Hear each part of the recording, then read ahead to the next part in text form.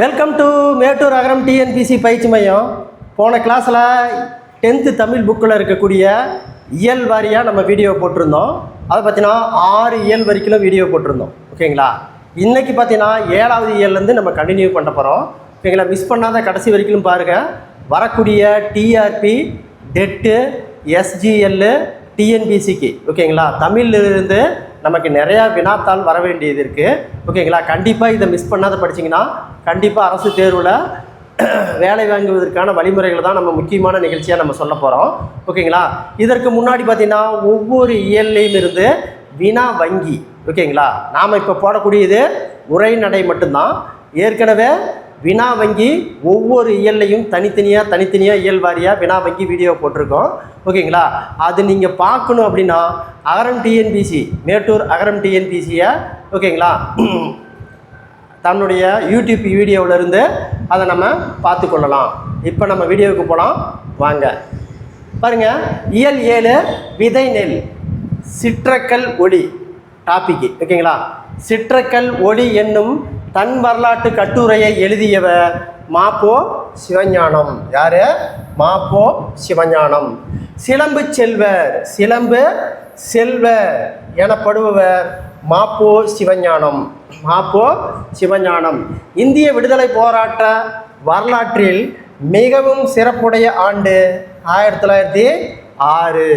காந்தியடிகள் சத்தியாகிரகம் என்ற அறப்போர் முறையை தென்னாப்பிரிக்காவில் தொடங்கிய ஆண்டு 1906.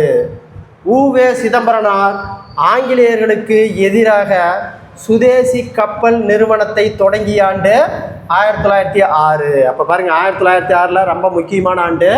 இந்திய விடுதலை போராட்ட வரலாற்றில் மிகவும் சிறப்புடைய ஆண்டு 1906. காந்தியடிகள் சத்தியாகிரகம் என்ற அறப்போர் முறையை தென்னாப்பிரிக்காவில் தொடங்கிய ஆண்டு 1906. வஉ சிதம்பரனார் ஆங்கிலேயருக்கு எதிராக சுதேசி கப்பல் நிறுவனத்தை தொடங்கிய ஆண்டு 1906. 1906. அடுத்து பாருங்க, மாப்போ சிவஞானம் பிறந்த ஆண்டு 1906 ஜூன் 26. மாப்போ சிவஞானம் பிறந்த இடம் சென்னையில் 1000 விளக்கு வட்டம், சால்வம் குப்பம். நான் பிறந்த வட்டத்துக்கு 1000 விளக்கு என பெயர் இருப்பினும் என்னை பெற்றெடுத்த குடும்பம் வறுமை என்னும் இருள் சூழ்ந்தது என்று கூறியவர் மாப்போசி. மாப்போசியின் பெற்றோர் பொன்னுசாமி, சிவகாமி. மாப்போசிக்கு பெற்றோர் இட்ட பெயர் ஞான பிரகாசம்.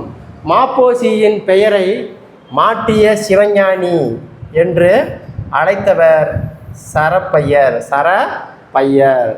மாப்போசியின் பெயரை மாற்றி சிவஞானி என்று அழைத்தவர் சரப்பையர். மாப்போசியின் கல்வி முற்று பெற்றது 3ஆம் வகுப்பில். மாப்போசியின் அன்னையர் பயிற்றுவித்தவை அல்லி அரசாணி மாலை, பவள கொடிமாலை ஆகிய அம்மானை பாடல்கள். மாப்போசி தாமாகவே விரும்பி படித்தவை சித்தர் பாடல்கள். மாப்போசி தாமாகவே விரும்பி படித்தவை சித்தர் பாடல்கள். யான் முறையாக ஏட்டுக்கல்வி பெற இயலாமல் போனதால் ஏற்பட்ட இழப்பை ஈடு செய்ய கேள்வி ஞானத்தை பெறுவதில் மிகுந்த ஆர்வம் காட்டினேன் என்பது மாப்போசியின் கூற்று.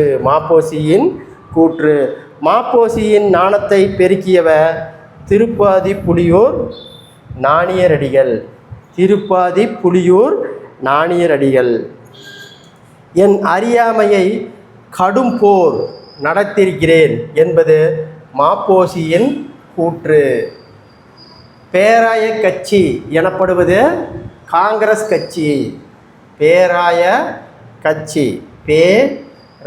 கட்சி எனப்படுவது காங்கிரஸ் கட்சி. காந்தி இர்வின் ஒப்பந்த காலம் 1931. காந்தி இர்வின் ஒப்பந்த காலத்தில் பேராய கட்சியின் ஈடுபாடு பணிகள்: தீண்டாமை விலக்கு, கதர் விற்பனை. 30/9/1932 தமிழா துள்ளி எழு என்னும் துண்டறிக்கையை கடற்கரையில் குழுமியிருந்து மக்களுக்கிடையே வழங்கியவர் மாப்போ சிவஞானம். மாப்போ சி. துண்டறிக்கை வழங்கியதற்கு மாப்போசிவுக்கு அளிக்கப்பட்ட தண்டனை 3 மாத கடுங்காவல் தண்டனையும் 3 மாத கடுங்காவல் தண்டனையும் 300 ரூபாய் அபதாரமும். பழங்காலத்தில் பாண்டியன் ஆண்ட பெருமையை கூறி சோழன் சிறப்பை சொல்லி சேரன் ஆண்ட மாண்பினை காட்டி விடுதலை போரில் ஈடுபட வருமாறு தமிழருக்கு அழைப்பு விடுத்திருந்தேன். இது மாப்போசியின் கூற்று. சிறையில் சி வகுப்பு சோறுதான் என்றாலும் அடிக்கடி பட்டினியை சந்தித்தவனுக்கு அதுவே அமுதமானது என்பது மாப்போசியின் கூற்று. இந்திய வரலாற்றில் பொன் எழுத்துக்கள் பொறித்திருக்க புனித நாள் 1942 ஆகஸ்ட் 8. இந்தியாவை விட்டு வெளியேறு என்ற தீர்மானத்தை பம்பாயில் கூடிய அகில இந்திய பேராய கட்சி நிறைவேற்றிய நாள் 1942 ஆகஸ்ட் 8. அதாவது வெள்ளையிலே வெளியேறு இயக்கம். காமராஜர், தீரர் சத்தியமூர்த்தி, பிரகாசம் உட்பட தென்னிந்திய முன்னணி தலைவர்களோடு வேலூர் சிறையில் இறந்தவர் மாப்போ சி. மாப்போ சிவஞானம். மாப்போ சி. வடக்கெல்லை மீட்சிக்கான முதல் முயற்சியாக அமைந்தது மங்கள கிளாரின் அழைப்பின் பேரில் மாப்போசி வடக்கெல்லைக்கு சென்ற நிகழ்ச்சி.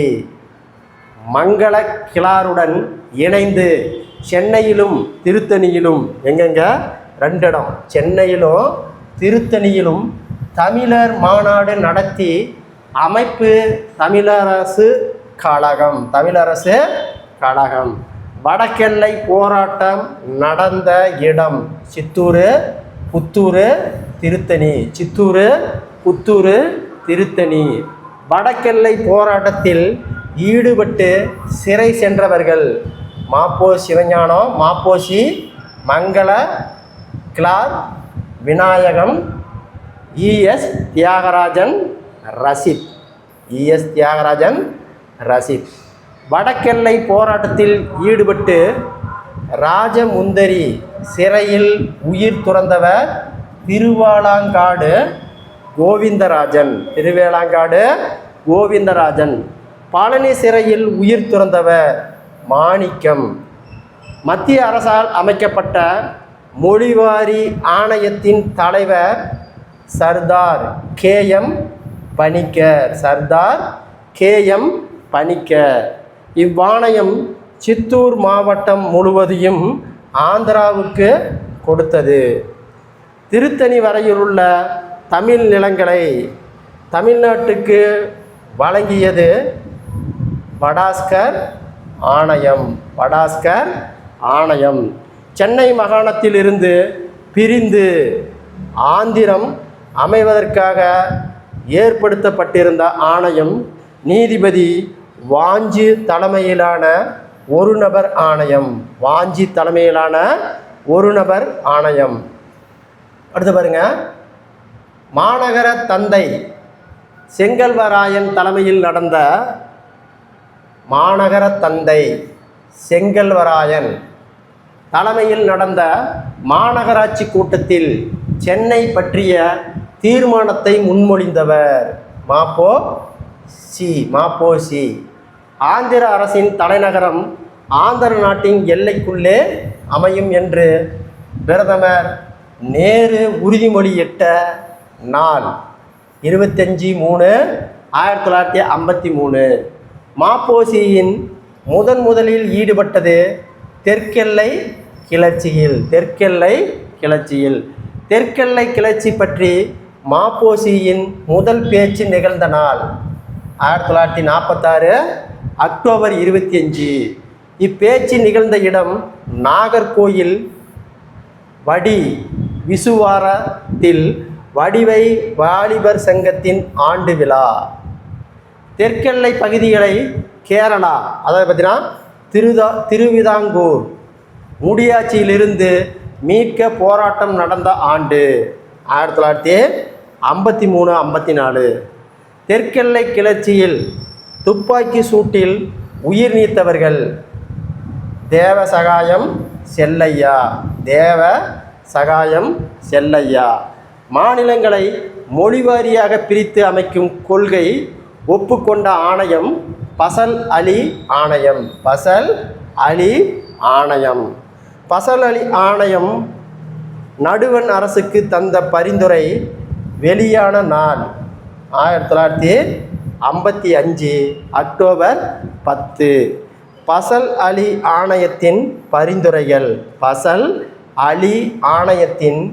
பரிந்துரைகள் சென்னை மாநிலத்தில் உள்ள மலபார் மாவட்டத்தை கேரளத்தோடு சேர்க்க வேண்டும். சென்னை மாநிலத்தில் உள்ள மலபார் மாவட்டத்தை கேரளத்தோடு சேர்க்க வேண்டும்.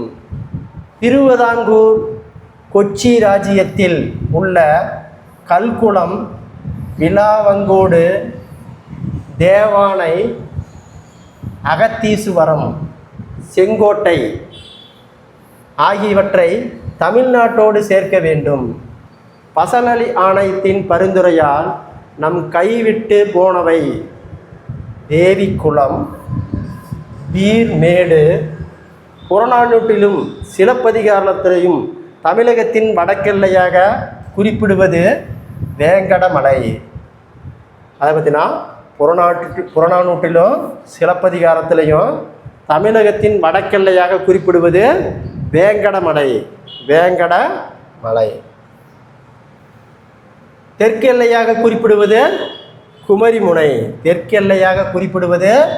குமரிமுனை. இந்திய தேசிய ஒருமைப்பாட்டிற்கு கேடில்லாத வகையில் தமிழினத்தை ஒன்றுபடுத்தும் முயற்சி பயன்படக்கூடிய ஓர் இலக்கியம் தமிழில் உண்டென்றால் அது சிலப்பதிகாரத்தை தவிர வேறொன்றில்லை, உறுதியாக கூறுவேன் என்று கூறியவர் மாப்போ சிவஞானனுடைய கூற்று. தமிழினத்தை ஒன்றுபடுத்தும் இலக்கியமாக மாப்போ சிவம் கருதியது சிலப்பதிகாரம். ரொம்ப முக்கியமான கொஷின். தமிழினத்தை ஒன்றுபடுத்தும் இலக்கியமாக மாப்போசி கருதியது சிலப்பதிகாரம். இளங்கோ தந்த சிலம்பு தமிழினத்தின் பொது சொத்து என்பது மாப்போசியின் கூற்று. மார்சல் ஏ நேசமணி இளம் வயதிலேயே சமூக விடுதலைக்காக போராடியவர் மார்சல் ஏ நேசமணி. நாகர்கோவில் நாகர்மன்ற தலைவராகவும் சட்டமன்ற உறுப்பினராகவும் நாடாளுமன்ற உறுப்பினராகவும் பணியாற்றியவர் மார்சல் ஏ நேசமணி. குமரி மாவட்ட போராட்டத்தை முன்னெடுத்து சென்றதால் மார்சல் என்று அழைக்கப்பட்டார். அதனால் இவருக்கு மார்சல் ஏ நேசமணி. தமிழக அரசு மார்சல் ஏ நேசமணிக்கு நாகர்கோவிலில் சிலையோடு மண்டபமும் அமைத்துள்ளது. கன்னியாகுமரி மாவட்டம் தமிழ்நாட்டுடன் இணைந்த நாள் 1956 நவம்பர் 1. மாப்போசியின் தன் வரலாற்று நூல் எனது போராட்டம். மாப்போசி சட்டமன்ற மேலவை உறுப்பினராக இருந்த காலம். மாப்போசி சட்ட மேலவை உறுப்பினராக இருந்த காலம் 1952 54 வரை. மாப்போசி சட்டமன்ற மேலவை தலைவராக காலம் 1972 1978 வரை பாடநூலில் உள்ளது. தமிழக கழகத்தை தொடங்கியவர் மாப்போசி. 1966 ஆண்டு சாகித் அகாடமிக் விருது. மாப்போசிவின் நூல் வள்ளலார் கண்ட ஒருமைப்பாடு. வள்ளலார் கண்ட ஒருமைப்பாடு ரொம்ப ரொம்ப முக்கியமானது. எந்த ஆண்டுன்னு கேட்டாங்கன்னா 1966ஆம் ஆண்டு சாகித்ய அகாடமிக்கு விருது பெற்ற மாப்போசியினுடைய நூல் வள்ளலார் கண்ட ஒருமைப்பாடு. மாப்போசிக்கு தமிழக அரசு சிலை அமைத்துள்ள இடம் திருத்தணி, சென்னை தியாகராஜ நகர். சென்னை தியாகராஜ நகர். மாலவன் குன்றமும் வேலவன் குன்றமும் என்று குறிப்பிடுபவை திருத்தணியோ திருப்பதியும். திருத்தணியோ திருப்பதியோ திருத்தணியும். அதாவது பார்த்தீங்கன்னா மாலவன் குன்றமும் வேலவன் குன்றமும் என்று அழைக்கக்கூடியது திருப்பதியும் திருத்தணியும். இந்த கொஸ்டினும் ஏற்கனவே கேட்ட கொஸ்டின். இன்னும் சில செய்திகள். முசிறியில் வாழ்ந்த தமிழ் வணிகர் ஒப்பந்தம் செய்து கொண்ட எகிப்து நாட்டின் அலெக்சாண்டிரியா துறைமுகத்தில் வாழ்ந்த கிரேக்க வணிகருடன். இந்த ஒப்பந்த காட்சிக்கு உள்ள இடம் ஆஸ்திரியா நாட்டு தலைநகரான வியன்னாவில் அமைந்துள்ள அருங்காட்சியகம். இந்த ஒப்பந்தம் பேப்பரஸ் தாளில் எழுதப்பட்ட அரிய வகை கையெழுத்துச் சுவடியாக உள்ளது. இந்த ஒப்பந்தம் கிபி 2ஆம் நூற்றாண்டில் இடைப்பகுதியில் ஏற்படுத்தி கொள்ளப்பட்டது. 2ஆம் நூற்றாண்டில் இடைப்பகுதியில் ஏற்படுத்தி கொள்ளப்பட்டது. அடுத்த பாடம் பாருங்க. எதிர் புதிரா. அடுத்த பாடம் ஏர் புதிரா என்னும் கவிதையை எழுதியவர் கூப்பா ராஜகோபாலன். கவிஞர், நாடக ஆசிரியர், மறுமலர்ச்சி எழுத்தாளர் என பன்முகம் கொண்டவர் கூப்பா ராஜகோபாலன். கூப்பா ராஜகோபாலன் ஆசிரியராக பணியாற்றிய இதழ்கள் தமிழ்நாடு, பாரதமணி, பாரத தேவி, கிராம ஊழியன். கூப்பா ராஜகோபாலன் படைப்புகளில் நூல்களாக தொகுக்கப்பட்டவை அகலிகை, ஆத்ம சிந்தனை. பின்வரும் கூப்பா ராஜகோபாலின் ஏர் புதிதா கவிதை வரிகள். முதல் மழை விழுந்ததும் மேல்மன பதமாகிவிட்டது. வெள்ளி முளைத்திடும் விரைந்து போ நண்பா. காளைகளை ஓட்டி கடுங்கி செல் முன் பொன் ஏர் தொழுது புலம் வழிபட்டு மாட்டை பூட்டி காட்டை கீறுவோம். ஏர் புதிதென்று ஏறும் துகத்தடி கட்டிதும் காடும் புதிதென்று தொழுதோற பொன்பரவும் ஏரடியில் நல்ல வேளையில் நாட்டுவோம் கொழுவை. தமிழர் பண்பாட்டின் மகுடமாக விளங்குவது சித்திரை திங்களில் நடத்தப்படும் பொன் ஏறு பூட்டுதல். சங்க தமிழரின் நினைவு வாழ்வு வேளாண்மையை அடிப்படையாக கொண்டது. உலகத்தார் அச்சாணிக்கு என போற்றப்படுபவர் உழவோர். உலகத்தாருக்கு அச்சாணி என போற்றப்படுபவர்கள் உழுவோர். தொழிலாக இல்லாமல் பண்பாண்டமாக திகழ்வது உறவு. அடுத்த பாடம் பாருங்க. மெய்கீர்த்தி. அடுத்த பாடம் மெய்கீர்த்தி முன்னோடியாக 10 பாடல்களில் இறுதியில் உள்ள பதிகங்கள். அதாவது பார்த்தீங்கன்னா மெய்கீர்த்திக்கு முன்னோடி 10 பாடல்களில் இறுதியில் உள்ள பதிகங்கள். அரசர்கள் தங்கள் பெருமைகளை கல்லில் செதுக்கும் வழக்கம் பல்லவர் கல்வெட்டுகளிலும் பாண்டியர் செப்பீடுகளிலும் முளைவிட்டது. இது மெய்கீர்த்தி என பெற்றது இதோடைய சோழர் காலத்தில். இந்திரன் முதற் திசபாலர் என்பவரும் ஒரு வடிவமாகி என தொடங்கும் மெய்கீர்த்தி 2ஆம் ராஜராஜ சோழனை பற்றியது. பின்வரும் 2ஆம் ராஜராஜ சோழனின் மெய்கீர்த்தி வரிகள். இந்திரன் முதற்சி பாலார் என்பனரும் ஒரு வடிவாகி வந்தபடி என நின்று மனுவானை தனி நாடத்தி படியானையே பிணி புண்பன வடி வடிமணி சிலம்பே யாரற்றின் சொல்லோடைய கலக்கும் குன்பன வருபுணனா சிறைப்படுத்துவன இயற்புலவரே பொருள் வைப்பார். இயற்புலவரே பொருள் வைப்பார். இசைப்பவனே செய்வோர் தந்தையில்லோர் தந்தையாகி தயாராகியும் மைத்தரிலொரு மைந்தராகியும் மண்ணுயிர் குயிராகும் தன்னாட்டு மக்களுக்கு தந்தையும் தாயும் மகனுமாக இருந்த அரசன் என்னும் மெய்கீர்த்தி தொடர் உணர்ந்து பொருள் நெறியோடு நின்று காவல் காப்பவர். பேரரசன் மெய்ப்புகழை எடுத்து கூறுவது மெய்கீர்த்தி. சோழ மன்னருடைய சாசனங்களில் தொடக்கத்தில் அரசனுக்கு இத்தகையாவது ஆட்சி ஆண்டு என்று கூறுமிடத்து அமைக்கப்பெறுவது மெய்கீர்த்தி. அரசனின் போர் வெற்றிகளையும் வரலாற்றுகளையும் முறையாக கூறி அவன் தன் தேவியோடு வீட்டிருந்த நீடு வாழ்க்கை என கூறி பிறகே சாசனம் குறிப்பிடும். முதல் மெய்கீர்த்தி முதலாம் ராஜராஜ சோழனுடைய 8ஆம் ஆண்டில்தான் காணப்படுகிறது. அப்போ முதல் மெய்கீர்த்தி முதலாம் ராஜராஜ சோழனுடைய 8ஆம் ஆண்டில்தான் காணப்படுகிறது. முதல் மெய்கீர்த்தி விதந்தது ஓதப்படாத செய்தி வசிமிக பாரம்பரியம். கோப்பர கேசரி திருப்புவன சக்கரவர்த்தி என்னும் பட்டங்களை கொண்டவர் 2ஆம் ராஜராஜ சோழன். கோப்பர கேசரி திருப்புவன சக்கரவர்த்தி என்னும் பட்டங்களை கொண்டவன் 2ஆம் ராஜராஜ சோழன்.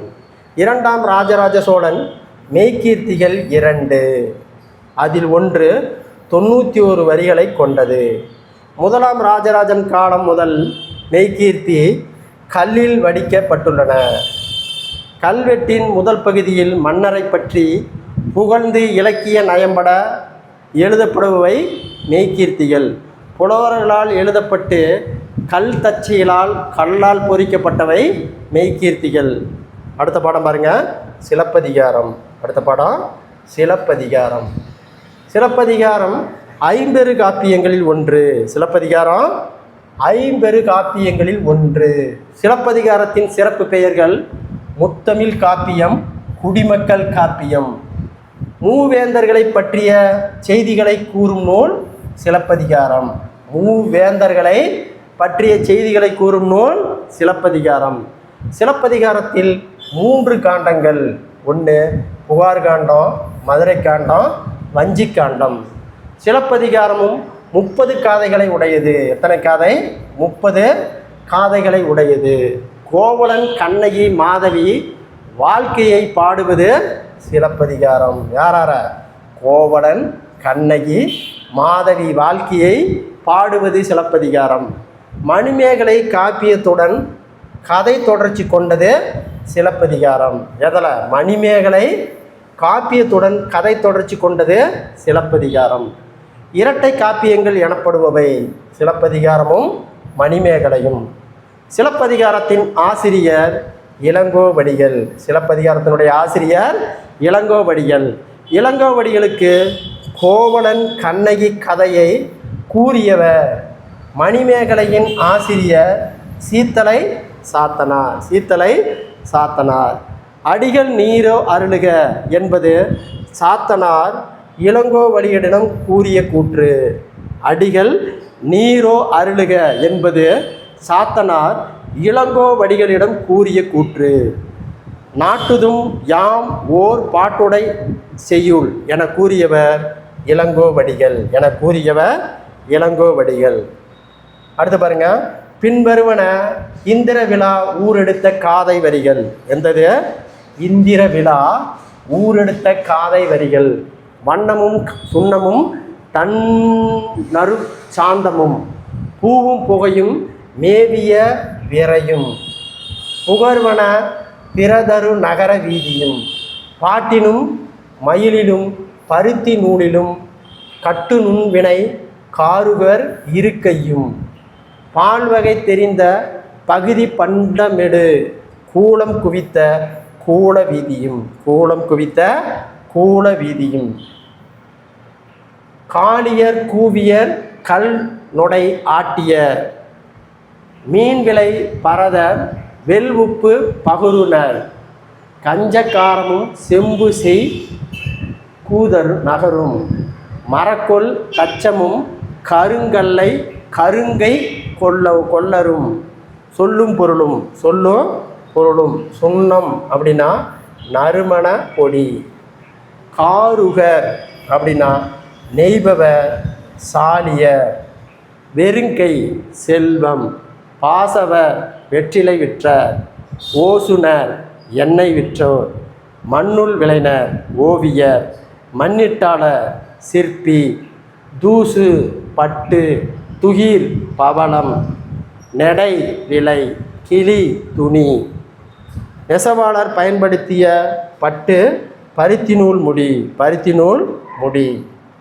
அடுத்து பாருங்க, சிந்தாமணி. சிந்தாமணியாம் சிலப்பதிகாரம் படைத்தான் என்று கூறும் நூல் என்னது? சிந்தாமணியாம் சிலப்பதிகாரம் படைத்தான் என்று கூறும் நூல் திருத்தணிகை யுலா. திருத்தணிகை யுலா. பெருங்குணத்து காதலன் எனப்பட்டவள் கண்ணகி.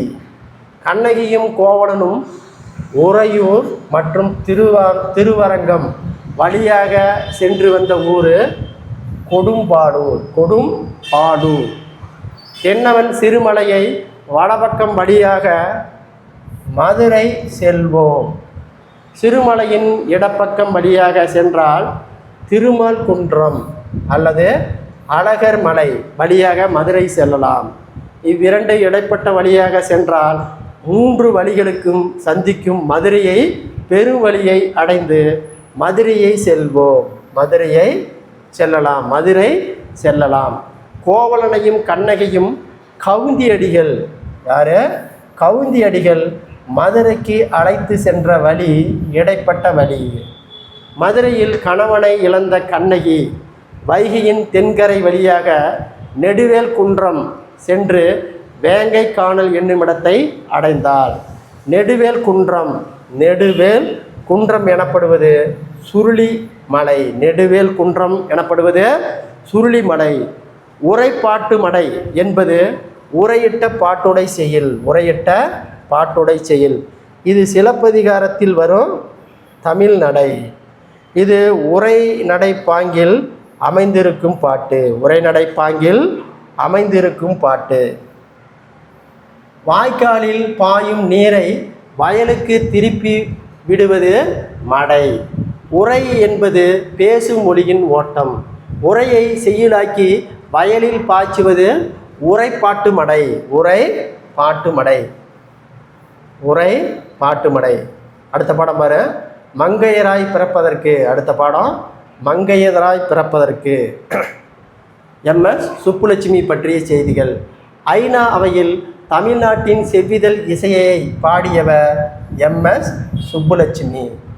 காற்றினே வரும் கீதமாய் மக்கள் மனதில் நீங்கா இடம்பெற்றவர் எம்எஸ் சுப்புலட்சுமி.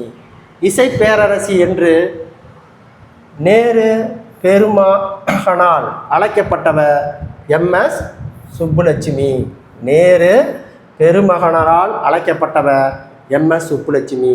எம்எஸ் சுப்புலட்சுமியின் முழு பெயர் மதுரை சண்முக வடிவு சுப்புலட்சுமி.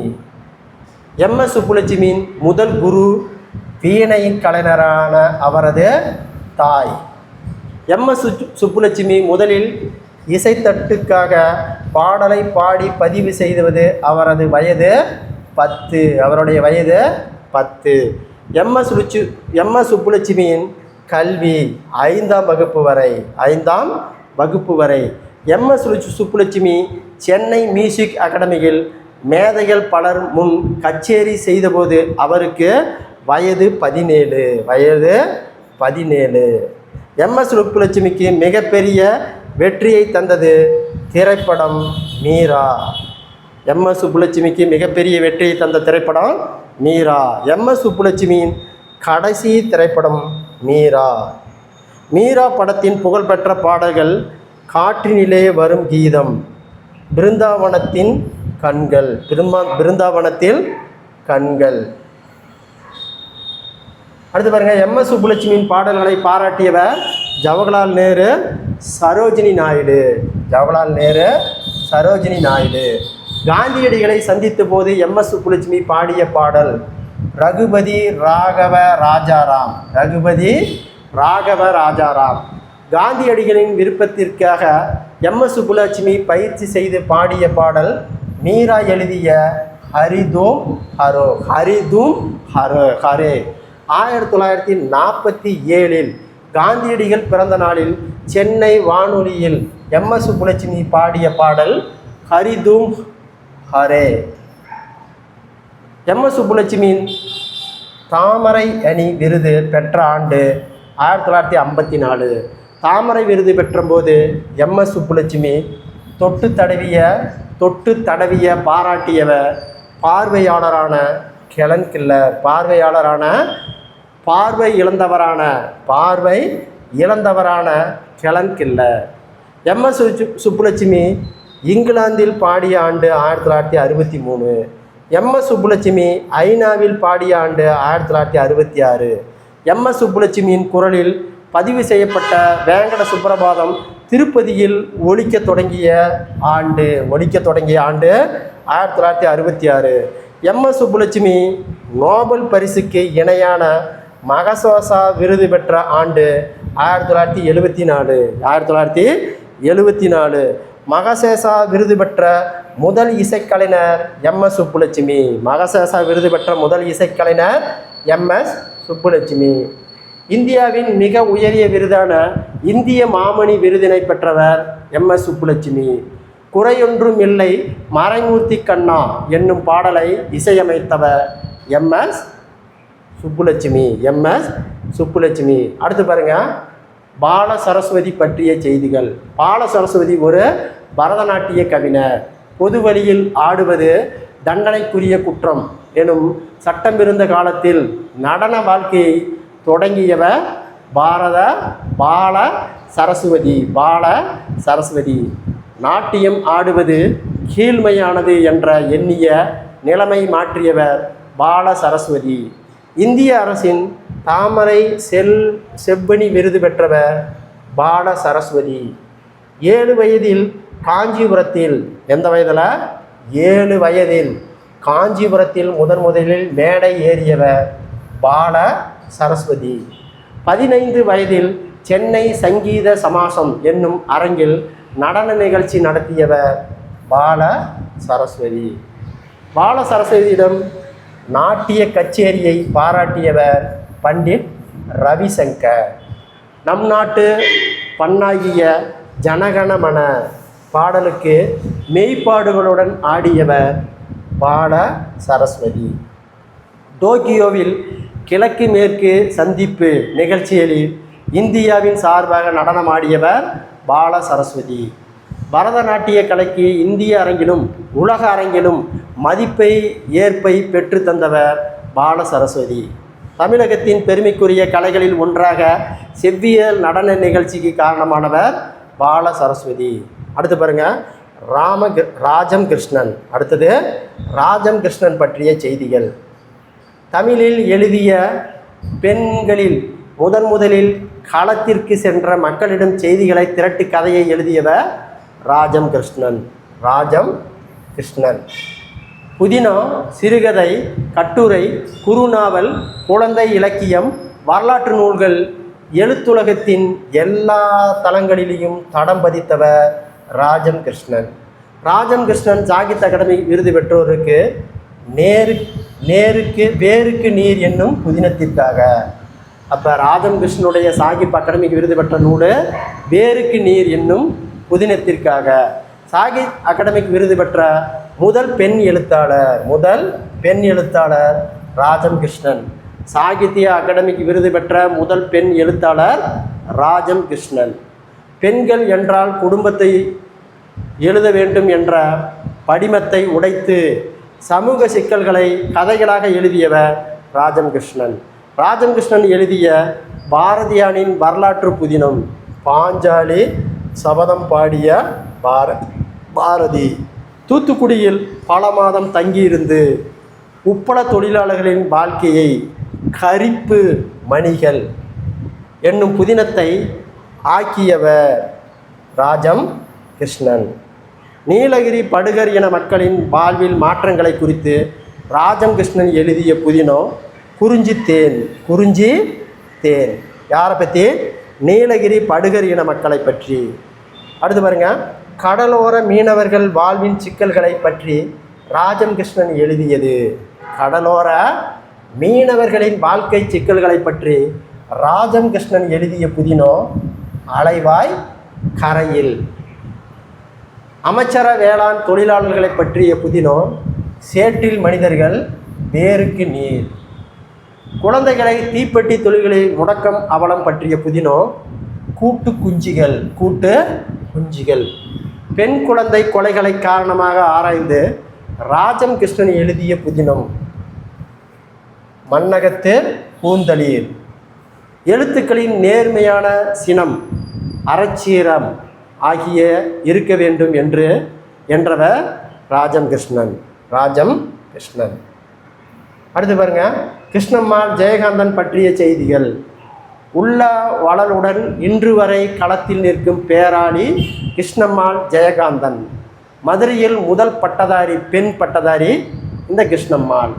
இந்திய அரசின் தாமரை விருது, இந்திய அரசினுடைய தாமரை திருவிருது, சுவீடன் நாட்டு அரசின் வாழ்வுரிமை விருது, சுவிட்சர்லாந்து அரசின் காந்திய அமைதி விருது என பல உயரிய விருதுகளை பெற்றவர் கிருஷ்ணம்மாள்.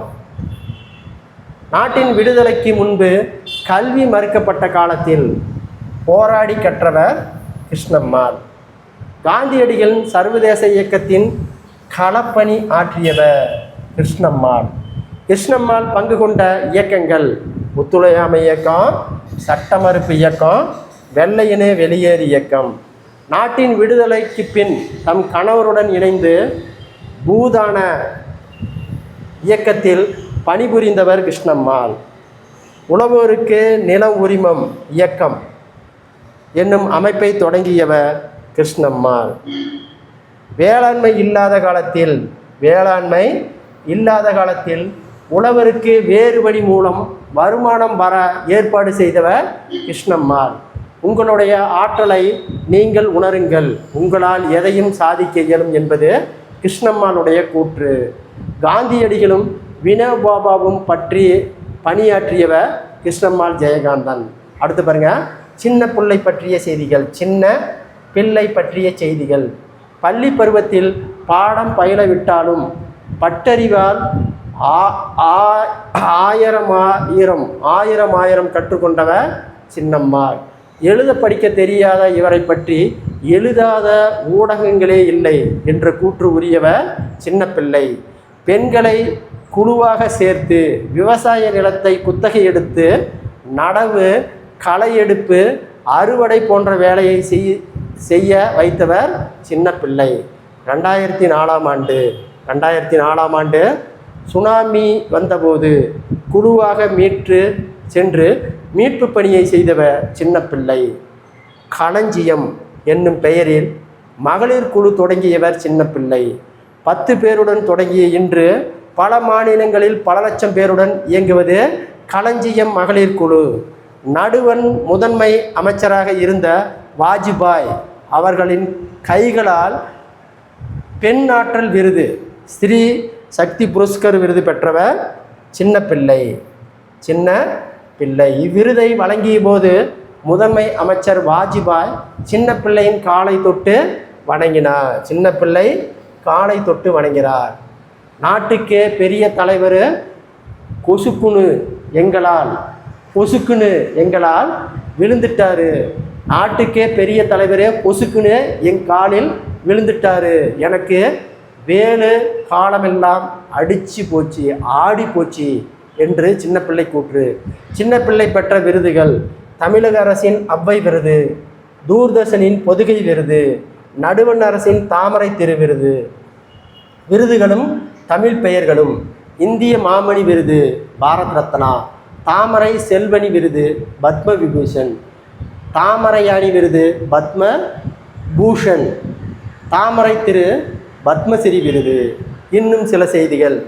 ஏர்முடிக்கும் கைகளுக்கு வாழ்த்து கூறுவோம், வறுமை ஏகும் வரை செய்வோருக்கு வாழ்த்து கூறுவோம் என்று பாடியவர் கவி காமு செரிப்.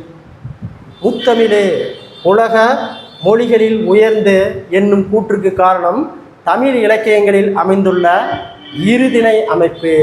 தமிழ் சிறப்பினை ஐந்திணைகளில் அழுகுற விளக்குபவை சங்க இலக்கியங்கள். பசித்தவர்க்கு அறுசுவை உணவு போல படிப்பவர் மனதிற்கு இனிமை தருபவை 10 பாட்டும் 8 தோகையும். பின்வரும் பாரதியின் பாடல் வரிகள். அம்மா என் காதுக்கொரு தோடு, நீ அவசியம் வாங்கி வந்து போடு. நீதர் மொழியை வெகு பணிவாய், நிதம் நீ கேட்டு வந்து காதில் அணிவாய். கை இரண்டும் வளையல் விதம் நீ கடன்பட்டு போட்டினாலும் போதும். வராத விருந்து வந்த கலையில் அவர் மகிழ உபசரித்தல் வளையல். அபாரணங்கள் இல்லையனால் என்னை யார் மதிப்பார் தெருவில் போனால். கற்பது பெண்களுக்காக பாரம், கெம்பு கல் வைத்த நகைத்தீரா ரணம். அகராதியை காண்போம். மிரியல் மிளகு, வருந்தினை பிழைப்பு தொழில் சம்பளம், அதசி சணல், துறிஞ்சல் வௌவால். அடுத்த பாடல் இயல் 8 பெருவழி. சங்க இலக்கியத்தில் அறம். சங்க இலக்கியத்திற்கு பிந்தைய அற இலக்கியம் காலம் அறநெறி காலம் எனப்படும். சங்க இலக்கிய கூறும் அறங்கள் இயல்பான, அவை சமய காலங்களில் இருந்து இரவல் பெற்றவை அல்ல. அறநெறி அறங்கள் சமயம் சார்ந்தவை. கவிதை வாழ்க்கையின் திறனாய்வு என்று கூறுபவர் திறனாய்வாளர் அர்னால்டு. இப்பிறப்பில் அறம் செய்தால் அதன் பயனை மறுபிறப்பில் பெறலாம் என்ற வணிக நோக்கு கூடாது என்பது சங்ககால மக்களின் கருத்து. இம்மை செய்து மறுமைக்கு ஆம் எனும் அறிவிலை வணிகன் ஆய் அல்லன் என்று கூறும் நூலு புறநானூறு.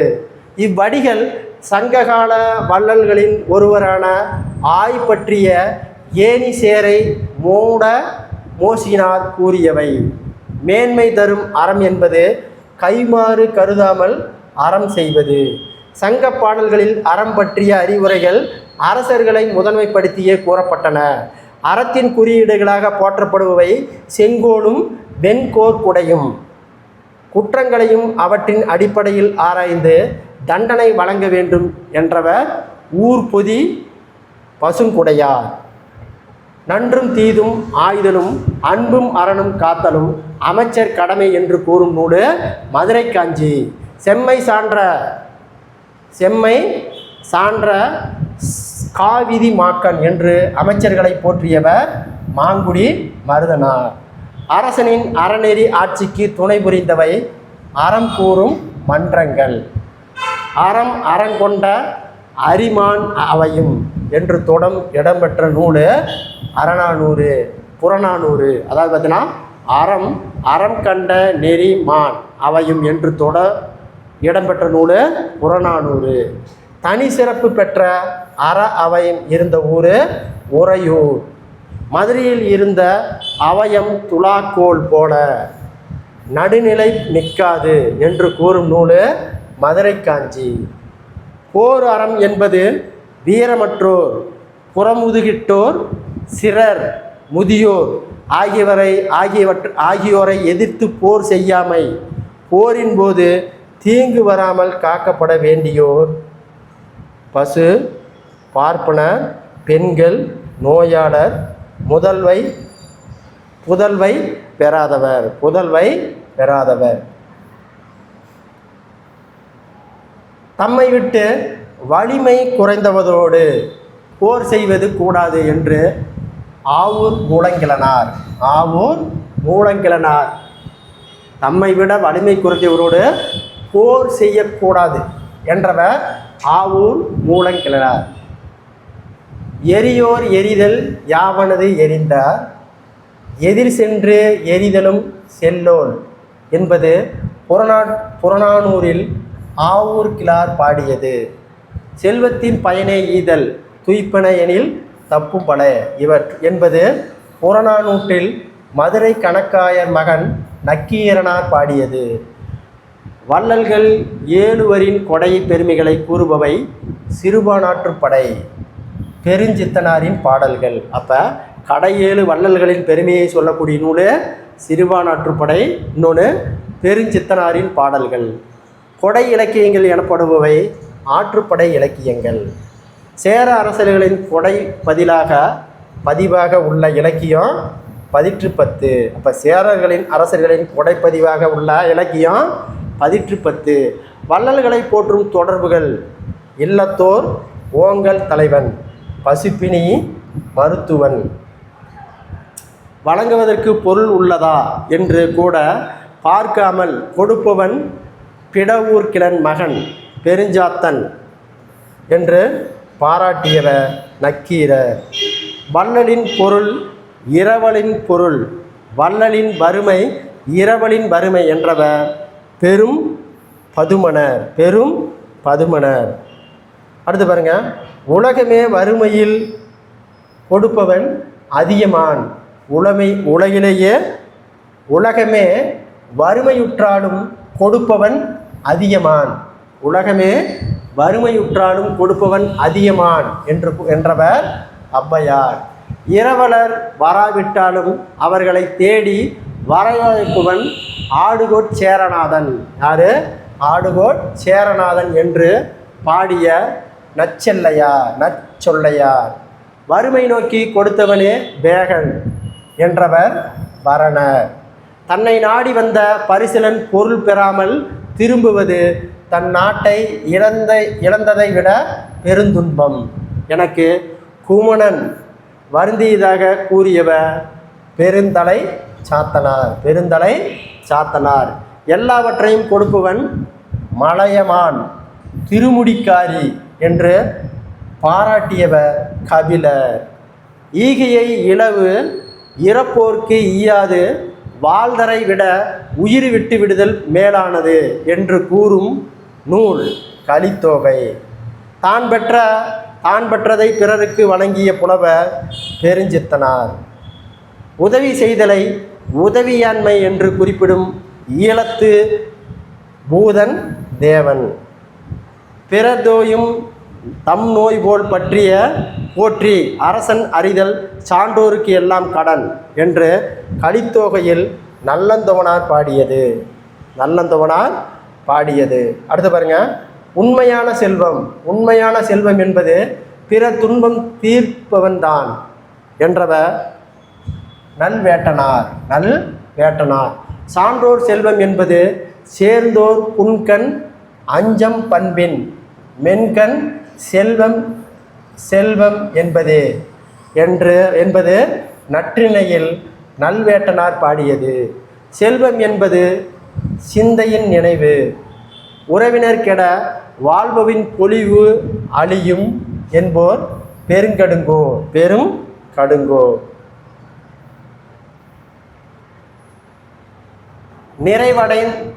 நிறைவடைக்கிறனவே செல்வன் என்று கூறும் சீன நாட்டு தாவே இயம். சிறந்த அரகமாக இலக்கியங்களில் பேசப்படுவது வாய்மை. பொய்யா சென்னா பொய்யா படுபரியா வயங்கு சென்னா என்னும் தொடர்கள் கருத்து வாய்மை பேசும் நாவே உண்மையான நா. ஓர் அதிசயத்தின் திறவுகோல் எனப்படுவது நாக்கு. இன்பத்தின் கதவை திறப்பது துன்பத்தின் கதவை திறந்ததும் நாக்குதான். இன்பத்தின் கதவை திறப்பதும் துன்பத்தின் கதவை திறப்பதும் நாக்குதான். வாய்மை பிழையா நன்மொழி என்று கூறும் நூல் நற்றிணை. பொய்யை பொய்யாமொழி கொடுஞ்சொல் என்று குறிப்பிடும் நூல் நற்றிணை. முதல் தரமான அறம் இயல்பான அறியும் அறம். இரண்டாம் தரமான அறம் சிந்தித்து அறிந்து கொள்வது. மூன்றாம் தரமான அறம் தாம் சிந்திக்காமல் பிற சொல்ல அறியும் அறம்.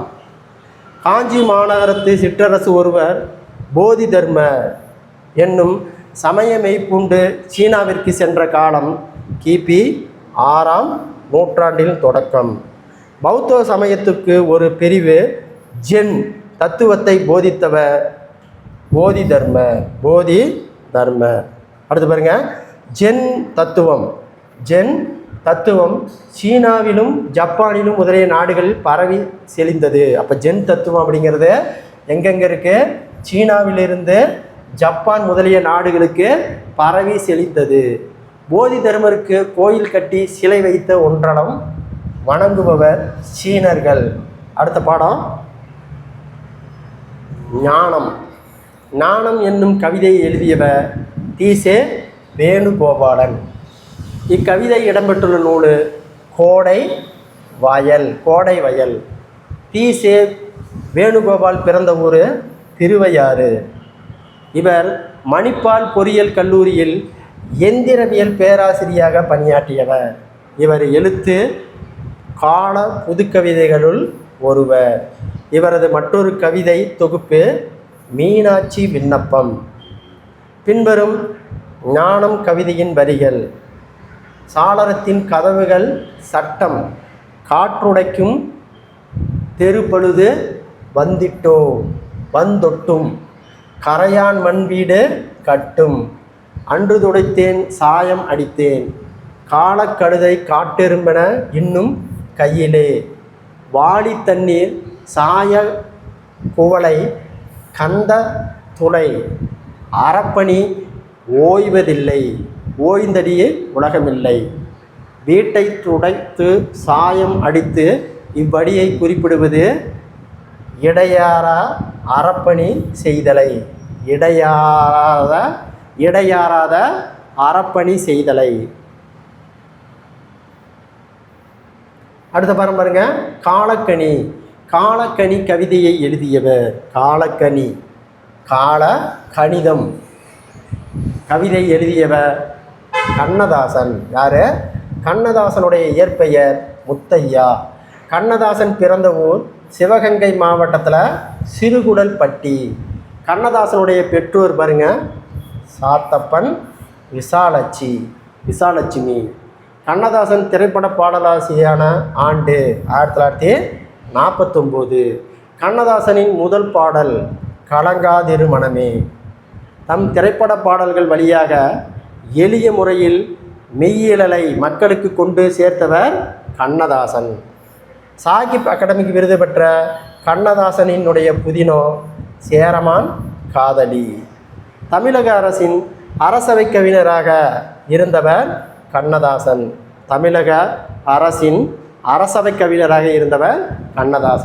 நாமக்கல் கவிஞரும் அரசவை கவிஞராக இருந்தார். அவர் முதல் அரச கவிஞர். இவர் கண்ணதாசன் இரண்டாவது அரச கவிஞர். பின்வரும் காலக்கணிதம் கதையின் வரிகள்: கவிஞன் யானேன் காலக்கணிதம் கருப்படு பொருளை உருப்பட வைப்பேன் புவியின் தானோர் புகழடைய தெய்வம் இவை சரி என்றால் இயல்புவென தொழில் இவையென்றாவின் எதிர்வென வேலை ஆக்கல் அழித்தல் அழித்தம் இம்மூன்றும் அவனும் யானும் அறிந்தவை அறிக உண்டோயின் பிறர் உன்னை தருவேன் இல்லை என்போர் இல்லம் தட்டுவேன். பண்டோர் கம்பன் பாரதிதாசன் சொல்லா தன சில சொல்லிட முனைவேன் புகழ்ந்தால் என்னுடல் புல்லரிக்காது இகழ்ந்தால் என் மனம் இறந்து விடாது மாற்றம் எனது மானிட தத்துவம் மாறும் உலகின் மகத்துவம் அறிவேன் தலைவர் மாறுவோர் தர்பார் மாறும் தத்துவம் மட்டுமே அட்சய பாத்திரம் தானே தொடக்கம் நானே முடிவு நானூரை பதுதான் நாட்டின் சட்டம் நதியின் பிழையொன்று நறும்புணரில் அன்றோ விதியின் பிழை நீ அதற்கென வெகுண்டு சென்றேன். இவை கம்பரின் பாடல் வரிகள். காட்டுக்கு செல்ல நேர்ந்து விதியின் பிழையேன்றி தசரதன் கையேகி ஆகியோரை பிழையன்று என ராவன் இளவனுக்கு கூறிய பாடல் இது. இதே கருத்தை கூறும் கண்ணதாசனுடைய பாடல்கள் நதி வெள்ளம் காய்ந்து விட்டால் நதி செய்த குற்றமில்லை, விதி செய்த குற்றம் என்று வேறு யாரம்மா என்ற பாடல் கண்ணதாசனுடைய பாடல்கள். அடுத்த பாடம் பாருங்க. ராமானுஜர். நாளுக்கு ஒரு முறை மாள்வது சண்பகம், சண்பகம். ஆண்டுக்கு ஒரு முறை மலர்வது பிரம்ம கமலம். 12 ஆண்டுகளுக்கு ஒரு முறை மலர்வது குறிஞ்சி. தலைமுறைக்கு ஒரு முறை மட்டும் மலர்வது மூங்கில். ரொம்ப ரொம்ப முக்கியமான கொஸ்டின் பாருங்க. நாளுக்கு ஒரு முறை மலர்வது எது? சண்பகம். ஆண்டுக்கு ஒரு முறை மலர்வது பிரம்ம கமலம். 12 ஆண்டுகளுக்கு, அதாவது பார்த்தீங்கன்னா 12 ஆண்டுகளுக்கு ஒரு முறை மலர்வது குறிஞ்சி மலர். தலைமுறைக்கு ஒரு முறை மட்டுமே மலர்வது மூங்கில். ஒரு முறை மட்டுமே மலர்வது மூங்கில். மக்களில் தலைமுறைக்கு ஒரு முறை மட்டுமே பிறப்புவர்கள் ஞானிகள். யாரு? ஞானிகள். ராமானுஜர் திருமந்திரம் திருவருளல் வேண்டி சென்ற இடம் திருக்கோட்டியூர் பூரண இல்லம். திருக்கோட்டியூர் பூரணர் இல்லம். பெரிய நம்பிகள் கூறிதென்று ராமானுஜர் பூரண இல்லத்திற்கு 18க்கு ஒரு முறை சென்றார். 18 முறை சென்றார். எத்தனை முறை? பெரிய நம்பிகள் கூறியதென்று ராமானுஜர் பூரணர் இல்லத்திற்கு 18 முறை சென்றார். பூரணனால் திருவுரங்கத்திற்கு அனுப்பப்பட்ட செய்தி திருமந்திர திருவருள் பெற தண்டும் கொடியுமாக ராமானுஜரை வர சொல்லுங்கள் என்னும் செய்தி.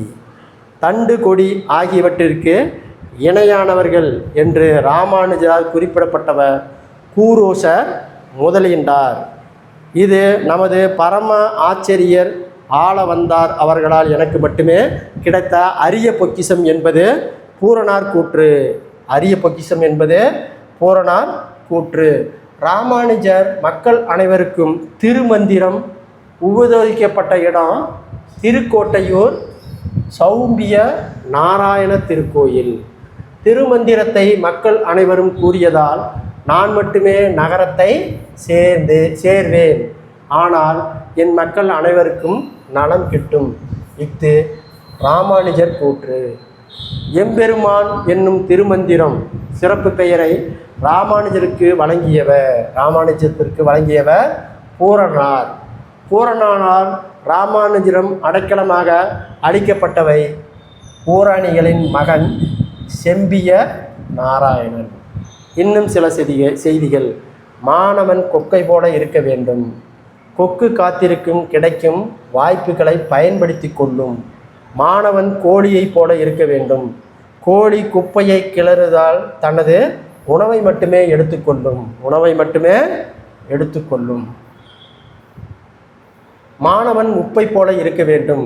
கண்ணுக்கு தெரியாவிட்டாலும் உப்பின் சுவையை உணர முடியும்.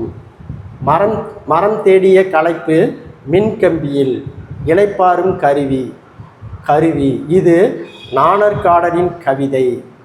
விற்பனையில் காற்று பொட்டலம் சிக்கனமாய் மூச்சு விடுமும். இது புதுக்கவிதை தமிழ் நெஞ்சின் கவிதை. பின்வரும் வள்ளலாரினுடைய பாடல்கள். மேடையிலே இலைப்பாற்று கொள்ளும் வகை கிடைத்த குளிர் தருவன தருநிழலே நிழல் கனிந்த கனியே. மேடையிலே வீசுகின்ற மெல்லிய பூங்காற்று. இந்த வரி ரொம்ப ரொம்ப முக்கியமான வரி. மேடையிலே வீசுகின்ற மெல்லிய பூங்காற்று மென்காற்றில் விளை சுகமே சுகத்தில் ஊறும் பயனே. காணடை என்னும் சொல்லை மூவகையாக பிரிக்கலாம். காணடை காட்டை சேர். கான் அடைனா காட்டை சேர். கான் நடைனா காட்டுக்கு நடத்தல். கால் நடைனா காடால் நடத்தல். அடுத்தது பாருங்க. பின்வரும் சொற்களை பிரிக்கலாம். வருந்தாமரை வரும் தாமரை வருந்தாத் மறை. பின்னாக்கு பில்நாக்கு. பலசை ஒளி பலகை ஒளி பல கை ஒளி. அடுத்தது அகராதியை காண்போம். ஆசுகவினா உடனே பாடுதல்.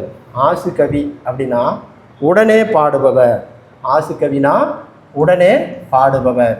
மதுரகவி செவ்விக்கினியமையாக பாடுவர். செவ்விக்கு செவிக்கு இனியாக பாடுபவர். சித்திரக்கவி சொல்லணி அமைத்து பாடுபவர். சித்தாரக்கவி தொடர்நிலை செய்யுள் பாடுபவர். தொடர்நிலை செய்யுள் பாடுபவர் ரொம்ப ரொம்ப முக்கியமானது. ஆசுக்கவினா என்னது? உடனே பாடுபவர். மதுரக்கவி செவிக்கு இனிமையாக பாடுபவர். சித்திரக்கவி சொல்லணி அமைத்து பாடுபவர். வித்தகார கவி தொடர்நிலை செய்யுள் பாடுபவர். ஊர்தி ஓட்டுநருக்கான நெறிமுறைகள். வண்டிகள் இடப்பக்கம் செல்ல வேண்டும் என்பது முதல் விதி. மகிழுந்தில் செல்பவர்கள் இருக்கை பட்டையை அணிவது உயிர் பாதுகாப்பு. முன்னுரிமை தந்து வழிவிட வேண்டியதை தீயணைப்பையும் ஊர்தியும் பணியாளர்கள் ஊர்தியும்.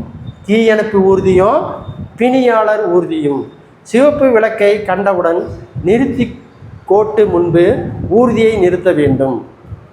ஊர்தி ஓட்டுநர் வகையில் கட்டாயம் வைத்திருக்க வேண்டியவை: 1 ஓட்டுரிமை உரிமம், 1 ஓட்டுநர் உரிமம், 1 ஓட்டுநர் உரிமம். ஊர்தியின் பதிவு சான்றிதழ், ஊர்தி செலுத்திய வரி சான்றிதழ், ஊர்தி காப்பீடு சான்றிதழ். மகிழுந்து சரக்குந்து போன்ற வண்டிகள் அப்பகுதியில் ஓட்டுவதற்கான இசைவு சான்றிதழ். இசைவு சான்றிதழ். அடுத்து பாருங்க, இயல் 9 அன்பின் மொழி. ஜெயகாந்தன். கருத்தாலும் வாசக சுவை கலந்து இலக்கியங்களை படைத்தவர் ஜெயகாந்தன். சமகால கருத்துக்களை நிகழ்வுகளையும் சமகால மொழியில் சமகால உணர்வை தந்தவர் ஜெயகாந்தன். சிறுகதை, புதினம், திரைப்படம், முன்னுரை, பேட்டி என எதை தொட்டாலும் தனி முத்திரை பதித்தவர் ஜெயகாந்தன். இலக்கியத்திற்காக பெரும் விருதுகளை பெற்றவர் ஜெயகாந்தன். மனிதன் தேய்ந்த எழுத்தாளுமை மிக்கவர் ஜெயகாந்தன். சமூக அமைப்பின் முரண்பாடுகளை எழுத்தில் அப்பாடமாக காட்டியவர் ஜெயகாந்தன். நேர்முக எதிர்முக விளைவுகளை பெற்றவர் ஜெயகாந்தன். உள்ளடக்கிய விரிவால் மனிதாபிமானத்தை வாசக நெஞ்சங்களுக்கு விதைத்தவர் ஜெயகாந்தன். தன்னை அறிதல் என்பதிலும் தன்னை உணர்ந்தல் என்பதிலும் முனைப்பாக இருந்தவர் ஜெயகாந்தன். பள்ளி கல்வி அளவே படித்திருக்கும் தமிழ் இலக்கிய உலகம் மிகப்பெரிய ஆளுமை திகழ்ந்தவர் ஜெயகாந்தன். எதற்காக எழுதுகிறோம் என்னும் கட்டுரை எழுதியவர் ஜெயகாந்தன். ஜெயகாந்தனுடைய வாழ்ந்த காலம் 24/4/1934 முதல் 8/4/2015 வரை 2015 வரை. ஜெயகாந்தன் குடியரசுத் தலைவர் விருது பெற்றது உன்னை போல் ஒருவன் திரைப்படத்திற்காக. பாருங்க, ஜெயகாந்தன் குடியரசுத் தலைவர் விருது பெற்றது உன்னை போல் ஒருவன் திரைப்படத்திற்காக. ஜெயகாந்தன் சாகித்ய அகாடமிக்கு விருது பெற்றது சில நேரங்களில் சில மனிதர்கள் புதினத்திற்காக. ஜெயகாந்தன் சோவியத் நாட்டு விருது பெற்றது இமயத்துக்கு அப்பால் என்னும் நூலுக்காக. ஜெயகாந்தன் பெற்ற நடுவண் அரசின் விருதுகள்: ஞானபீட பூமி விருது, தாமரை திரு விருது, பத்மஸ்ரீ. ஜெயகாந்தன் பத்ம விபூஷன் விருதும் பெற்றுள்ளார். பின்வரும் ஜெயகாந்தன் கூற்று: நான் எழுதுவது முழுக்க முழுக்க வாழ்க்கையிலிருந்து நான் பெறும் கல்வியின் விலையும் எனது தனி முயற்சி பயனுமாகும். தர்மார்ந்தர்களை உபதேசிக்கம வியாசகர் பாரதத்தை எழுதினார். கலை தன்னை எந்தவித குறையும் வராமல் கலாதேவி காதற் கணவனாக சமுதாயத்தின் தாயின் அன்பு புதல்வனாக இருந்தவன் நான் எழுதுகிறேன். வெறும் வடிவில் பரப்பாட்சிதான். நமது அறியாமை அவஸ்தானக்குள்ளாகிய பிறரை அவஸ்தானத்துக்கு உட்படுத்தாமல் சமூக பார்வையோடு கலைப்பணி புரியவே நான் எழுதுகிறேன். ஜெயகாந்தன் எத்தனை பாத்திரங்களை படைத்தாலும் அந்த பாத்திரங்களில் சிறந்த அம்சங்களை குறிப்பிட தவறுவதில்லை. துவோசத்தை பரப்புவது அவருடைய இயல்புக்கு சற்று ஒவ்வாது என்று கூறியவர் அசோகமித்திரன். கச்சிதமான உருவம், கனமான உள்ளடக்கம், வலுவான நடை, புது கருத்துக்கள், ஆழம், இனம், இந்த அம்சங்களை இவருடைய சிறுகதையில் காணலாம். பல திறப்பட்ட சூழ்களையும் வெற்றிகரமாக சித்தரிப்பது இவருடைய அரிய சாதனை என்பது ஜெயகாந்தன் பற்றிய தீபம் இதழ் வாசகரின் கருத்து. நேர்கொண்ட ஆனால் வித்தியாசமான பார்வை, நிலத்தில் யாருக்கும் அஞ்சாத நெறிகள், நிமிர்ந்த நாண செருக்கு, கம்பீரமான குரல், வளமான பதுமையான வாழ்க்கை சிந்திப்புகள், இவைதான் ஜெயகாந்தனுடைய அடையாளம் என்று கூறியவர் கா. செல்லப்பன். அவர் முறையாக கல்லூரிகளில் படிக்கவில்லையே தவிர தமிழ் இந்தி இலக்கியங்களில் மட்டுமின்றி சோவியத் பிரெஞ்சு இலக்கியங்களை தானே படித்து உணர்ந்து மட்டுமன்றி வாழ்க்கையும் ஆழமாக படித்தவர் என்று கூறியவர் கா. செல்லப்பன். ஜெயகாந்தன் 1934 2015 வரை 20ஆம் நூற்றாண்டின் தலை சிறந்த தமிழ் எழுத்தாளர் ஒருவராக போற்றப்படுபவர். லட்சக்கணக்கான வாசகர்களை தம் படைப்புகளின் வழியே சென்றடைந்தவர். இந்திய அரசின் மிக உயர்ந்தான இலக்கிய விருதான ஞானபீடபூமி 2002 தமது ஒட்டுமொத்த படைப்பிலக்கியங்களுக்காக பெற்றவர். சாகித்ய அகாடமி, பத்மபூஷன் விருது ஆகிய விருதுகளையும் பெற்றார். இவரது ஒரு மனிதன் ஒரு வீடு ஓர் உலகம், ஒரு மனிதன் ஒரு வீடு ஓர் உலகம், சில நேரங்களில் சில மனிதர்கள், கங்கை எங்கே போகிறது, சுந்தரகாண்டம், ஒரு நடிகை நாடகம் பார்க்கிறாள் போன்ற படைப்புகள் குறிப்பிடத்தக்கவை.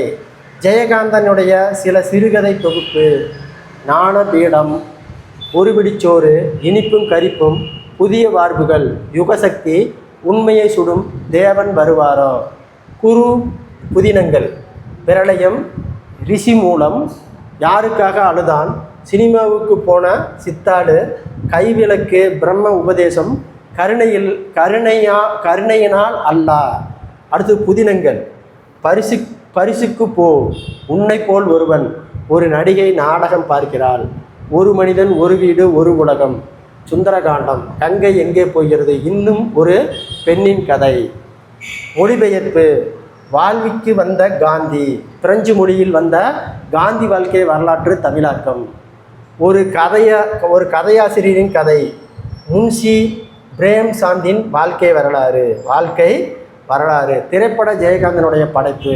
சில நேரங்களில் சில மனிதர்கள், ஊருக்கு 100 பேர், ஒரு நடிகை நாடகம் பார்க்கிறார், யாருக்காக அழுதான், உன்னை போல் ஒருவன். எழுத்தாளரின் படைப்பு நோக்கத்தையும் வாழ்க்கை சிக்கல்களையும் குறித்து கண்ணோட்டத்தை உணர்ந்துவது முன்னுரை. தம்முடைய படைப்புகளுக்கு தாமே முன்னுரைகள் எழுதி கொண்டவர் ஜெயகாந்தன். ஒரு தேசத்தின், ஒரு நாகரிகத்தின், ஒரு காலத்தின், ஒரு வளர்ச்சியின், ஒரு வாழ்க்கையின் உரைக்கல் இலக்கியம் ஓர் எழுத்தாளன் ஆத்ம சக்தியோடு எழுதுகிறேனே, அது கேவலம் பிழைப்போ அல்லது தொழிலோ அல்ல, இது ஒரு தவம். இது பரிசுக்கு போ புதினத்திற்கு ஜெயகாந்தன் முன்னுரையில் வரிகள். எண்ணமும் எழுத்தும் முன்னுரையின் வரிகள். கண்ணீரும் பாடலும் கலந்திருக்கும், பன்னட சாந்தமும் பாய்ந்து வரும், பழைய மண்ணின் வாடையும் சேர்ந்து வரும். இது பட்டுக்கோட்டை கல்யாண சுந்தரம் பற்றிய ஜெயகாந்தனின் கதைகள். தான் தனியாக நுணுக்கம் எதையும் கையாளுவதே எண்ணி செய்வதில்லை.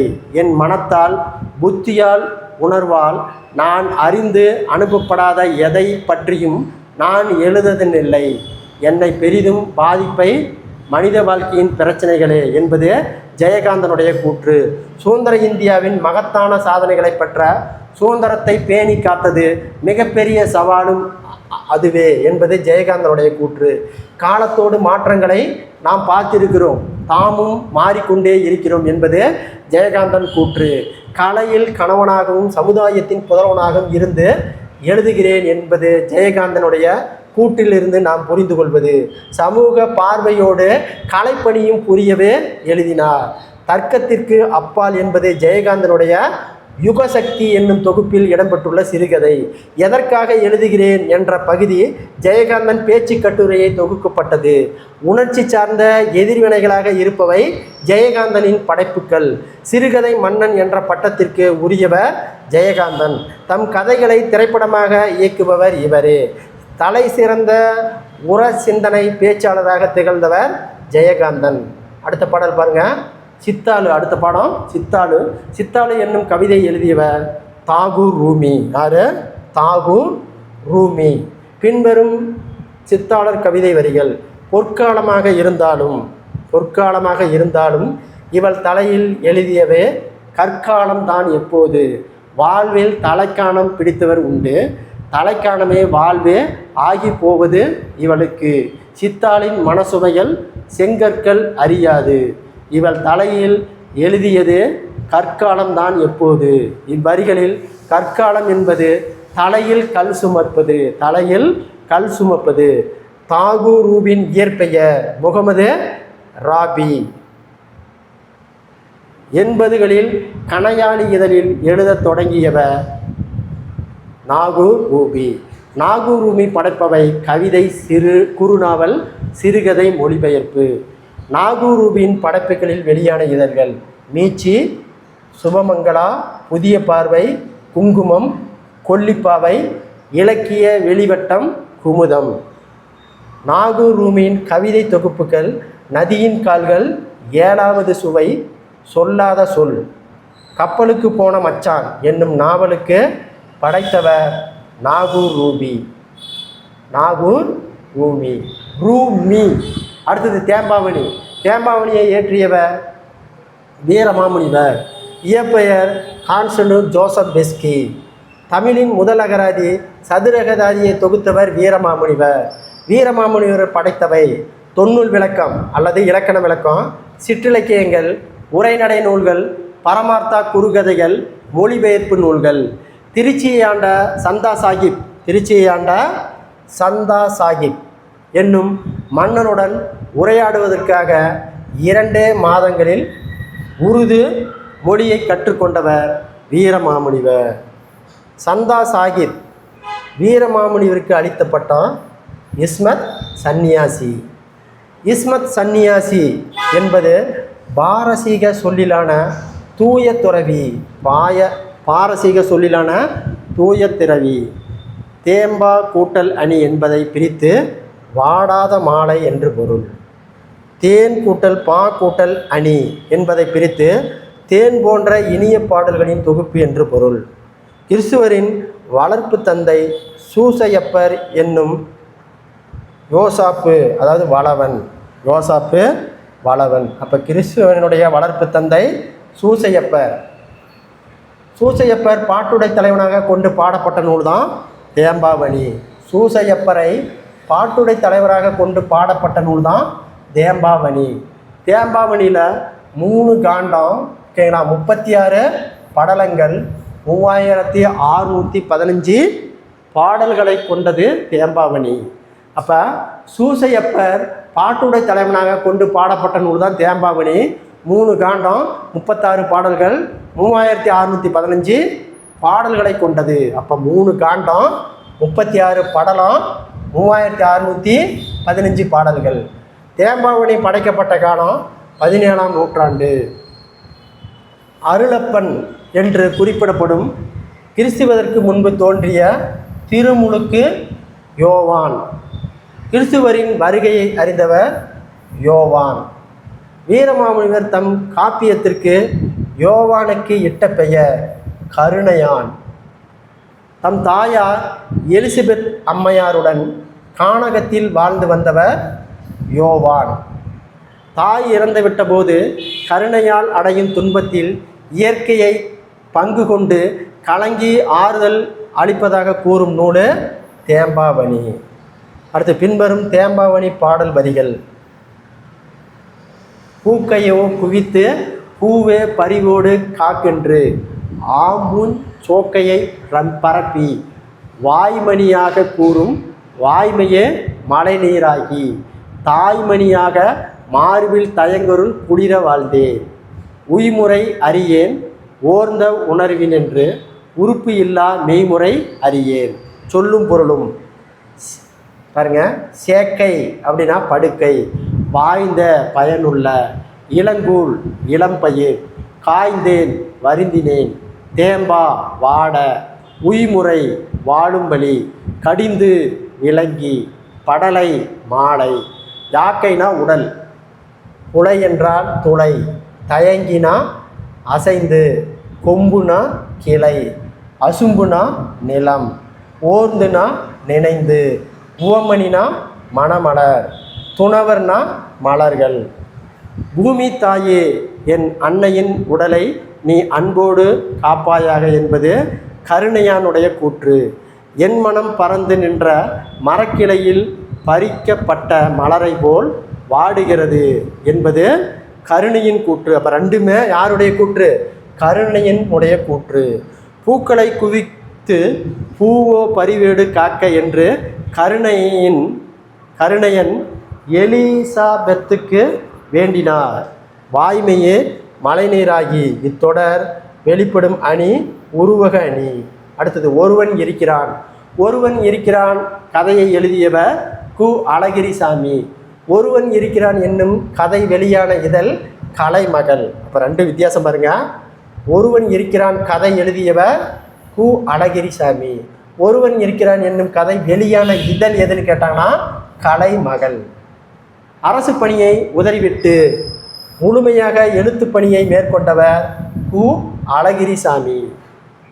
அது பார்த்தீங்கன்னா அரசு பணியை உதறிவிட்டு முழுமையாக எழுத்து பணியை மேற்கொண்டவர் அழகிரிசாமி. மென்மையான நகைச்சுவை சோக இலையும் ததும்பும் கதைகளை படத்துவதில் பெயர் பெற்றவர் கு. அழகிரிசாமி. கரிசல் எழுத்தாளர் வரிசையில் மூத்தவர் கு. அழகிரிசாமி. கி. ரா. இலக்கிய தரம் வாய்ந்த கடிதங்கள் எழுதியவர் கு. அழகிரிசாமி. படைப்பின் உயிரை முழுமையாக உணர்ந்தவர் கு. அழகிரிசாமி. மலேசியாவில் இருந்தபோது அங்குள்ள படைப்பாளர்களின் படைப்பு தொடர்பான பயிற்சி அளித்தவர் கு. அழகிரிசாமி. பதிப்பு பணி நாடகம் என்னும் பல துறைகளில் முத்திரை பதித்தவர் கு. அழகிரிசாமி. தமிழ் இலக்கியத்தில் ஆர்வம் கொண்டு திறனாய்வு நூல்களை படைத்தவர் கு. அழகிரிசாமி. எப்படிப்பட்டவருக்கும் ஒரு துணை இருக்கும், அந்த துணைதான் மனிதனின் வேருக்கு நீர் என்பதை விளக்கும் கதை ஒருவன் இருக்கிறான். இன்னும் சில செய்திகள் எழுத்தால், பேச்சால், ஆற்றலால், அறிவால், தொண்டால், பண்பால், பணியால், கனிவால் தமிழக வரலாற்றில் குறிப்பிடப்படுவன அறிஞர் எனப்படுபவர் அண்ணா. சேரர்களின் பட்டப்பெயர்களில் குறிப்பிடப்படுபவை கொல்லிவெற்பன், மலையான். கொல்லிமலையை வென்றவன் கொல்லிவெற்பான். பிற மலைப்பகுதிகளை வென்றவன் மலையான். அடுத்து பாருங்க. முன் தோன்றிய மூத்த குடி. வாழையும் கமுகமும் தாழ்குலை தொங்கும், மாவும் பலாவும் சூழ் அடுத்து ஓங்கு, தென்னவன் சிறுமலை திகழ்ந்து தோன்றும் என்னும் அடிகள் இடம்பெற்றுள்ள நூல் சிலப்பதிகாரம். இவ்வடிகளை குறிப்பிடும் ஊர் திண்டுக்கல் மாவட்டத்தில் உள்ள சிறுமலை. பல்பல புழுவின் பயங்கெழு கொல்லி என்று கூறும் நூல் அகநானூறு. இவ்வடிகள் இடம்பெற்றுள்ள நூல் ஓகேங்களா. நாமக்கல்லில் உள்ள கொல்லிமலை. கரங்கு இசை விழாவின் உறந்தை என்று கூறும் நூல் அகநானூறு. இவ்வடிகள் குறிப்பிடப்படும் ஊர் திருச்சி மாவட்டத்தில் உள்ள உறையூர். கடும் பகட்டு யானை நெடுந்தேர்கோதை திருமாவியல் நகரு கருவூர் முன்துறை என்னும் அடிகள் இடம்பெற்றுள்ள நூல் அகநானூறு. இவ்வடிகள் குறிப்பிடும் ஊர் கரூரான கருவூர். கொற்கை கோமன் கொற்கையாம் பெருந்துறை என்னும் அடிகள் இடம்பெற்றுள்ள நூல் ஐங்குறு நூறு. இவ்வடிகள் குறிப்பிடப்படும் ஊர் தூத்துக்குடி மாவட்டத்தில் உள்ள கொற்கை. ஓங்கு இரும் பரப்பின் வங்கை ஈட்டத்து தொண்டியோர் என்னும் அடிகள் இடம்பெறுவது சிலப்பதிகாரத்தில் ஊர்காதை. இவ்வடிகள் குறிப்பிடும் ஊர் ராமநாதபுரம் மாவட்டத்தில் தொண்டி.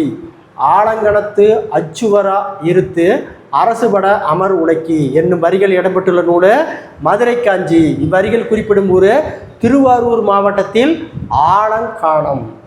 கூர்வேல் குவையன மெய்பின் தேர்வன் பரிதான் புறம்பு நாடு. இவ்வரிகள் இடம்பெற்றுள்ள நூல் புறநானூறு. இவ்வரிகள் குறிப்பிடப்படும் ஊர் சிவகங்கை மாவட்டத்தில் உள்ள பிறன்மலை அல்லது புறம்பு மலை. அடுத்து ஓவியங்களும் இடங்களும். உணவு ஆக்கமும் அளித்தலும் பற்றி 17ஆம் நூற்றாண்டு சுவரோவியம் உள்ள இடம் சிதம்பரம். விருந்தோம்பல் பற்றிய 17ஆம் நூற்றாண்டு சுவரேடுகள் உள்ள இடம் சிதம்பரம். சேயுடன் மகிழ்ந்து குலவும் தாய் பற்றி 17ஆம் நூற்றாண்டு சுவரேடு உள்ள இடம் சிதம்பரம். மன்னன் மக்களுக்கு கொடையளிப்பது பற்றி 17ஆம் நூற்றாண்டில் சுவரோவியம் உள்ள இடம் சிதம்பரம். இசை கலைஞர்கள் பற்றிய 17ஆம் நூற்றாண்டில் சுவரோவியம் உள்ள இடம் திருப்புடை மருதூர். திருப்புடை மருதூர். திருப்புடை மருதூர். வீறு கொண்டு முன்னேறும் காலாட்படை, குதிரைப்படை, யானைப்படை பற்றி 17ஆம் நூற்றாண்டில் சுவரோவியம் உள்ள இடம் திருப்புடை மருதூர், திருநெல்வேலி. மேற்கத்திய மேற்கண்ட கடல்வழி குதிரை வணிகம் 17ஆம் நூற்றாண்டு சுவரோவியம் உள்ள இடம் திருப்புடை மருதூர். திருப்புடை மருதூர். இது தொடர்ந்து பார்த்தீங்கன்னா ஓகேங்களா, இயல் 9 வரை 10th புக்கில் இருக்கக்கூடிய ஓகேங்களா உரைநடையை நம்ம வீடியோவை பார்த்தோம். இந்த வீடியோ பிடிச்சிருந்தா சப்ஸ்கிரைப் பண்ணிக்கோங்க, லைக் பண்ணிக்கோங்க. தொடர்ச்சியாக அடுத்த வீடியோ உங்களுக்கு வந்து சேரும். நன்றி, வணக்கம்.